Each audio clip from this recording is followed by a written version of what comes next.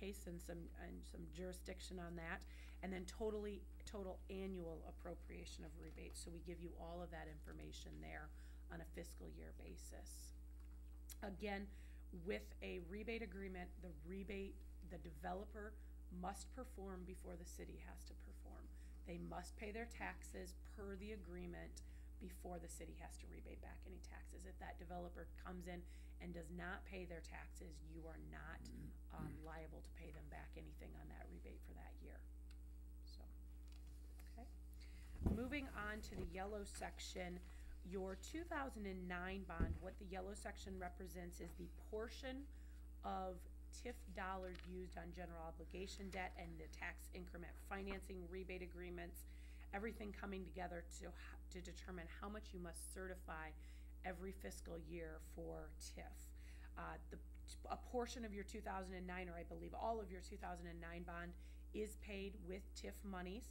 So we show you that breakdown again, just like we did on the red page.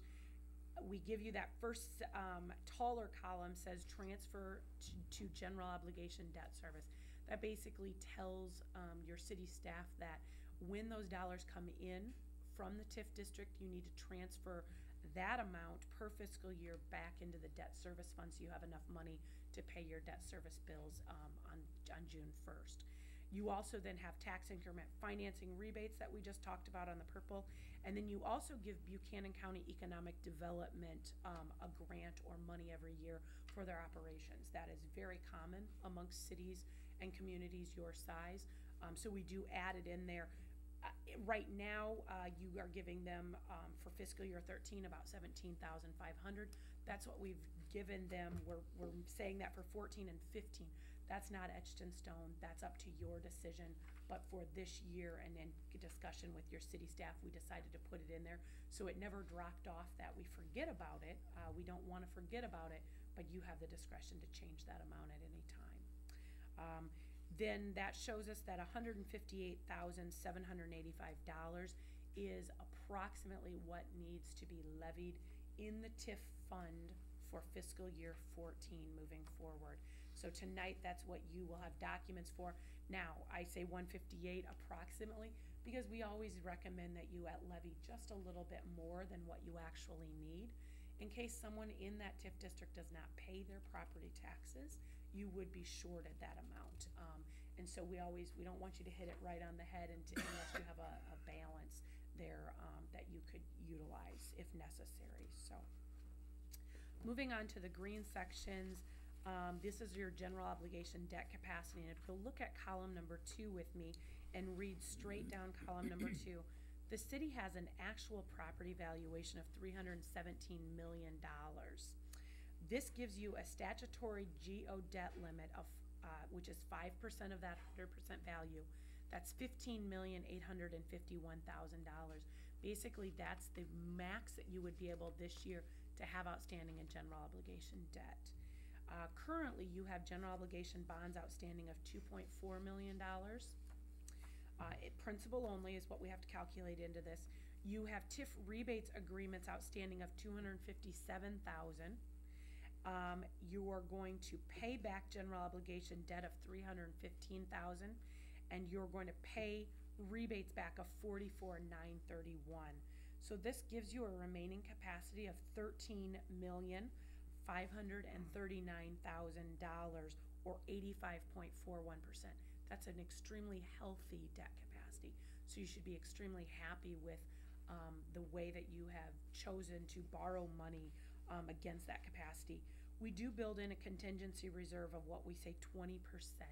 That number could be changed by the council. This is just the number that we use in our report that we've used for many years with the city. This is a number that we show you just in case you would have a natural disaster. It may be in your best interest never to issue more than 80% of your capacity that you have, for the main fact that if you needed to go out in a disaster situation and borrow money, you want to make sure that you have the capacity there to do it. If you are at the maximum of your capacity in a given year with any kind of disaster or need for borrowing, bond counsel would stop you from being able to do that borrowing. They would not be able to allow you to do that. So So we just bring that in. So minus your capacity, your contingency reserve, you're still showing about 10,368,000 is what you would have available this year for borrowing needs if the need arose. You did grow at 1.85% last year, so we did take that back down to 1.5. We've seen kind of a trend. You grow about 2 or 3%, then you grow about 1.5%, 2 or 3% kind of year after year. So we want to be conservative in that number. So what happens here is this just calculates up and down for the next 14, 16 columns here, and it just goes up and down based on that 1.5% growth rate. So again, a reason we bring this report out is because this changes every single year. Your valuation for the city changes every single year, so these numbers change every year. And the last section then that we've brought out for you is the blue section, and this is your actual TIF debt report section.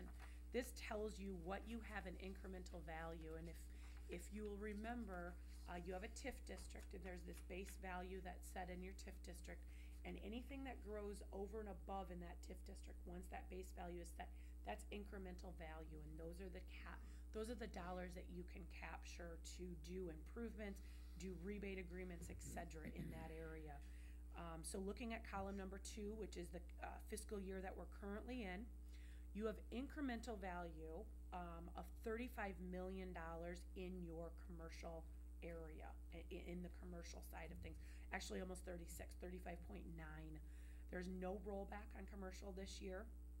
You have $8 million in industrial property incremental value, $46 million in residential property. We do roll that number back. You have a healthy base value up in that top left corner of $54 million, so there's probably no rollback, but again, to be conservative, we're going to roll back that residential value. So this gives you total TIF property right there in the middle